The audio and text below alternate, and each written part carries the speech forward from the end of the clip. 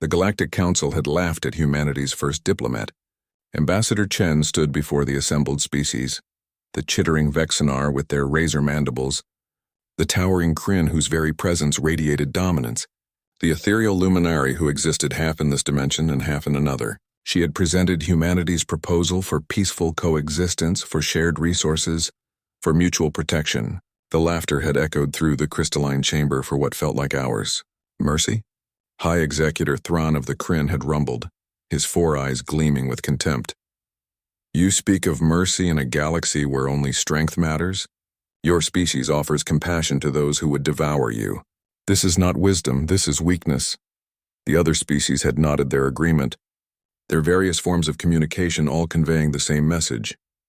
Humanity was soft, pathetic, unworthy of a seat among the stars. Chen had returned to Earth with her report, and the Sol system had been marked on every star chart as easy prey. That had been 3 years ago. The Vexenar came first.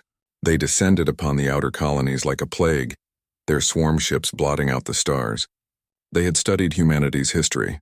All those records of wars ended with treaties of enemies becoming allies, of hands extended in peace even after devastating conflicts. They saw a species that pulled punches, that hesitated, that valued life above victory. They had miscalculated catastrophically. The colonial defense fleet met them at Kepler 442b. The Vexenar expected desperate pleas for negotiation, offers of tribute, perhaps even immediate surrender. Instead, they received a single transmission from Admiral Kowalski, just 3 words: no mercy given. What followed was burned into the memory of every species that monitored the engagement. Humanity didn't just fight. They fought with a precision and brutality that seemed impossible for the same species that had preached compassion. Their weapons weren't designed to disable or deter. They were designed to annihilate. The human ships moved like predators that had finally been unleashed. Railguns tore through Vexenar swarm vessels with tungsten rounds traveling at a fraction of light speed. Nuclear-pumped laser arrays turned their organic ships into expanding clouds of superheated vapor.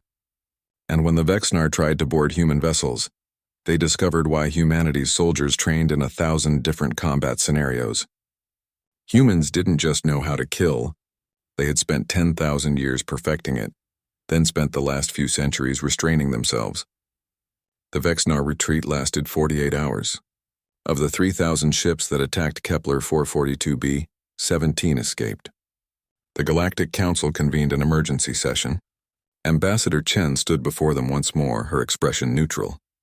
You slaughtered them, the Luminari representative whispered, its form flickering with what might have been horror. We thought you were a species of mercy. Chen's smile was cold. We are. That's why we gave you the chance to coexist peacefully. The Vexenar rejected that mercy. They learned what happens when they do. High Executor Thrawn leaned forward, his massive frame intimidating. You think this display of violence earns you respect? You're no different from the rest of us now. No, Executor, Chen replied softly. We're very different. You were born into violence. You know nothing else. We chose peace. We chose mercy.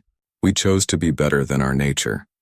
But make no mistake, we remember what we are beneath that choice. And when you force us to remember, she pulled up a holographic display.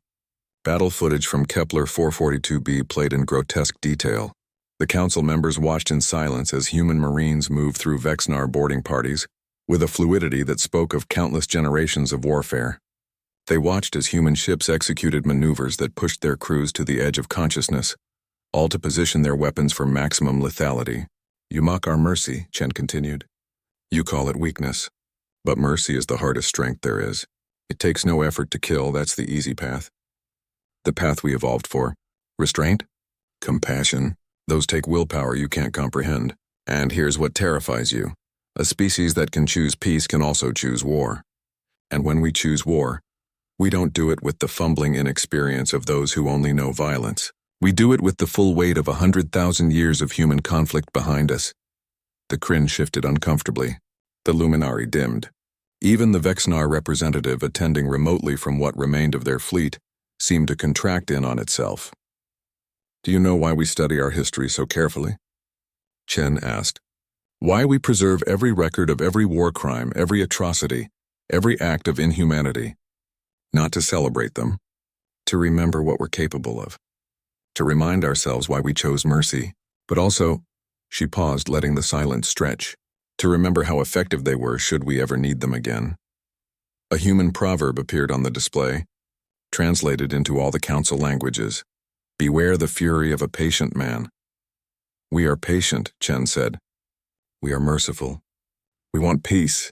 But if you mistake our restraint for inability, if you see our compassion as weakness, if you force us to show you the monsters we've spent millennia caging, she gestured to the footage still playing behind her.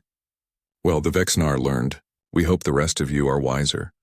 The council voted unanimously to grant humanity full membership that day. As Chen left the chamber, the Luminari representative approached her. Tell me, Ambassador, is humanity truly at peace with what it's become? Chen looked at the ethereal being, her expression unreadable. We're at peace with what we've always been. The question is, are you at peace with having finally met a species that chose to be better and succeeded, but never forgot the cost of that choice? The Luminari had no answer. In the years that followed, the galaxy learned a new truth. Humanity became known not for their mercy or their violence, but for their choice. They were the species that could destroy you utterly but would rather share a meal. The species that remembered every way to kill but preferred to heal. The species that had walked through the fire of their own worst impulses and emerged with their compassion intact, but their capability very much alive. The galaxy had mocked human mercy. Now it prayed never to witness human wrath again. And humanity? They went back to extending hands in peace, to negotiating treaties, to showing compassion, because that was who they chose to be.